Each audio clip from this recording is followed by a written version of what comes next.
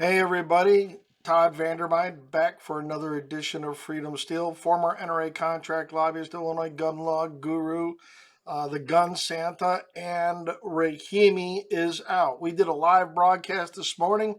There's the good, the bad, and the ugly. We're going to bring you the good tonight. So right after this, pour yourself a tall one.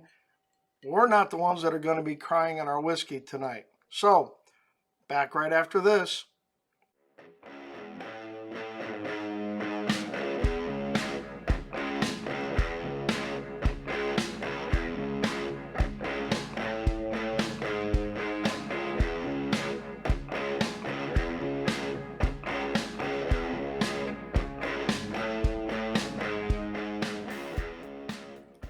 All right, everyone. So I've seen a bunch of stuff along the Twitterverse and some other places of people just wringing their hands and going on and on and on about this. Look, to quote Mark Smith from the Four Boxes Diner, we dodged a bullet. This could have been very, very bad for us. The government was trying to undo Bruin and they failed. They failed spectacularly. And actually, I think that what this is this was a very polite finger wag to the lower courts about how they are getting it wrong. So, with that, let's take a dive in here. So, I've got about 12 items to talk about on the good side of this decision. And I have me some single barrel Jack tonight to celebrate what I think are the good parts of this ruling that are going to help us. So, first off, this was a facial challenge to 922G8, subpart 1, and the court found that the Fifth Circuit overstepped their bounds in finding the statute facially unconstitutional. That means that there were no set of circumstances where it could be found constitutional. And they said no. And they did that in an interesting way. They did it through an analogy, which is part of this whole thing. But let's talk about a couple of good things here. The decision was issued by Chief Judge John Roberts. It's narrow as I thought it would be if he were to write it. I was thinking Alito or Roberts might write it, and Roberts got it, and I think it is a narrowing of what was or could be decided. With that, they are largely formulating around the time period of 1791 when looking at analogous laws. They cited 9 laws from the founding era that they thought were enough. Now, remember, in New York, even the court here is calling it Bruin, and I hate to do that. I hate to recognize the loser, but if the Supreme Court is calling it Bruin, I can't beat the Supreme Court. So, with that, in the Bruin case, they found that 3 cases of particular laws were not persuasive. Now they've said 9 are. Is 9 the bottom limit, or is that a medium? I don't know, but they start off with some strong language in the opening pages once they get through the summary of Mr. Rahimi's bad behavior. The spark that ignited the American Revolution was struck at Lexington and Concord when the British governor dispatched soldiers to seize the local farmers' arms and powder stores. In the aftermath of the Civil War, Congress's desire to enable the newly freed slaves to defend themselves against former Confederates helped inspire the passage of the 14th Amendment, which secured the right to bear arms against interference by the states. See McDonald. As a leading and early proponent of the emancipation, observed, quote, disarm a community and you rob them of the means of defending life. Take away their weapons of defense and you take away the inalienable right of defending liberty, close quote. So that's a pretty strong opening, and I think based on the reading here, the court is not backing away from Heller. They are not backing away from, it is a fundamental right. They mention that here a couple of times. So one of the things they get into is they start talking about the analogy, and they talk about the text, tradition, and history. And they say, we explain that if the challenge regulation fits within the tradition, it is unlawful under the Second Amendment.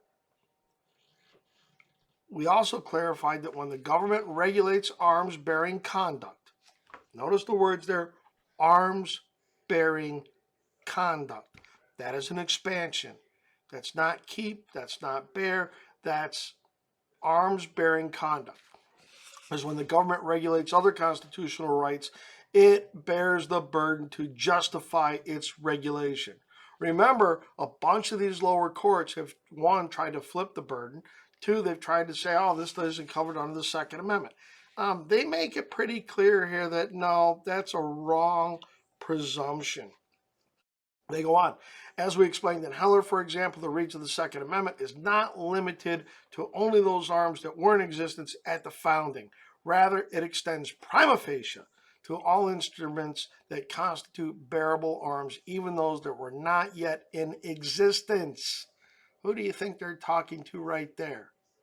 Why is it that in a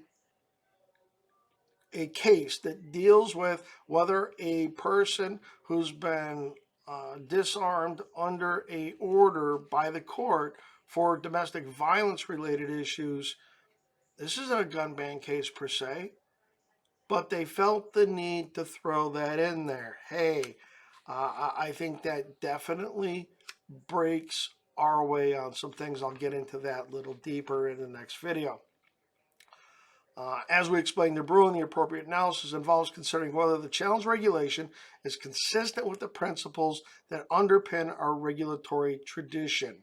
A court must ascertain whether the new law is relatively similar to laws that our tradition is understood to permit, applying faithfully the balance struck by the founding generation to modern circumstances, discerning that developing the law in this way is a commonplace task for any lawyer or judge. And the why and how the regulation burdens the right are central to the inquiry. So all this talk about needing all these historians, no, they say this is the work of the judges. This is what you're supposed to look at. This isn't that difficult. So I think it's very, very important that they have laid down those markers for the lower courts, that it's their job, not the historians, not anybody else. It's their job to weigh this information. Now, one of the things that the court goes on here about is that it's okay to disarm somebody if there is a finding of a credible threat to physical safety. This term, credible threat, appears in the majority opinion, which is 18 pages long. For a gun case, that's a fairly short opinion. That's why it's a narrow decision by Roberts and what he cobbled together. I think if he had gone farther outside this, I think he'd have lost a bunch of people, because Gorsuch wrote a concurring opinion, Barrett wrote a concurring opinion, Kavanaugh wrote a concurring opinion. Kavanaugh, it looks like he's trying to write a law book. Gorsuch was very good. There's a lot of good meat and potatoes in there. Barrett, there's some talk earlier this week that there's a chasm growing between Barrett and some others on the court about this text history tradition. Not so. She affirmed all that today. So 23 times through all of the opinions, credible threat is mentioned. 12 of them are in the majority main opinion. I think that's very, very important to how they got here. They talk about that from the earliest days. There were regulations that have included provisions barring people from misusing weapons to harm or menace others. And they get into these going armed statutes and the like. And they get into how some of these things came about. But what's really interesting here is, if you'll remember, we have seen state governments around, and even the federal government, in some of the Illinois cases in federal court here about felons, sit there and try to use the laws that barred slaves, barred Indians, barred Catholics or the Amish or Quakers from possessing firearms as a category of people, as a group of people. And the court talks about that. Through these centuries, English law had disarmed not only brigands and highwaymen, but also political opponents and disfavored religious groups. By the time the founding era state constitutions and the Second Amendment had largely eliminated governmental authority to disarm political opponents on this side of the Atlantic. So all those references, every time you saw that in order to substantiate a gun ban, that they sat here and they cited that, blacks could be barred arms as slaves, Native Americans, throw all that out the window. They just shit can that right here, right now. So they're sticking with credible threat. So regulations targeting individuals who physically threatened others persisted. Such conduct was also addressed through ordinary criminal laws and civil actions, such as prohibitions on fighting or private suits against individuals who threatened others. So they go on, and this is where you get into the surety laws. In other words, the law authorized magistrates to require individuals suspected of future misbehavior to post a bond. And we get into a discussion of surety bonds. And in here, it's they slid into the due process stuff, even though in the footnote on page 17 they say we did not deal with the due processes clause because there was no due process claim here. But here's where these laws often offer the accused significant procedural protections. Before the accused could be compelled to post a bond for going armed, a complaint had to be made to a judge or justice of the peace by any person having reasonable cause to fear that the accused would do him harm or breach of peace. The magistrate would take evidence, and if he determined that the cause existed for the charge, summon the accused who could respond to the allegations. Now, here they're citing what the history and tradition was dealing with surety bonds and the like. And they even talked that bonds could not be required for more than 6 months. So they're talking a temporary loss here, not a permanent loss. At the time, and an individual could obtain an exception if he needed his arms for self-defense or some other legitimate reason. That's an interesting caveat that they threw in here. So the court looked and saw that surety and with these going out to create havoc because you're going armed were enough to okay, that's history and tradition. And so Section 922G8 is by no means identical to these founding era regimes, but it does not need to be. Okay? Its prohibition on the possession of firearms by those found by the court to present a threat to others fits neatly within the tradition the surety and going armed laws represent. Okay, that's how they tie it all together. So they're going to open up this analogy thing as to how close the fit needs to be. But here's the important part as to what they said about 922G. We note that Section 922G8 applies only once a court has found that the defendant represents a credible threat to the physical safety of another. 922G8C1, that matches the surety and going armed laws, which involve judicial determinations of whether a particular defendant likely would threaten or had threatened another with a weapon. Moreover, the surety bonds are of limited duration. Section 922G8's restriction was temporary as applied to Rahimi. Section 922G8 only prohibits firearm possession so long as the defendant is subject to a restraining order. So, temporary, they'd already talked about a 6-month timeline earlier. And they said that here, 922G affords the individual that the court has found the defendant represents a credible threat to the physical safety of another. I think this leads into the due process issue. I think this is going to throw some cold water on ex parte orders in general. I think that's a good thing for us. And so if you thought, excuse me, if you thought the court was getting weak-kneed about a couple of things, they'd use surety laws in discussions in Bruin. And in talking about that, when the state tried to use those as historical analogs. And here's what the court says. What distinguished the regimes we observed was that the surety laws presumed that an individual had a right to carry.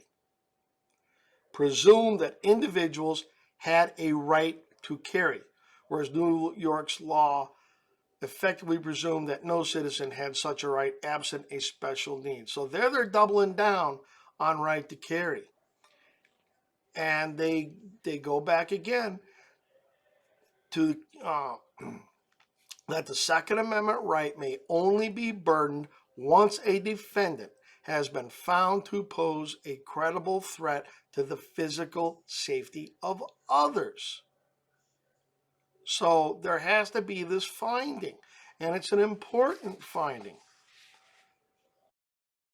I can't stress that enough. They use the term dangerous and unusual, and so that's in here a couple of times. They use the term dangerous and unusual 5 times that I can see. And I think it's used by the chief. It's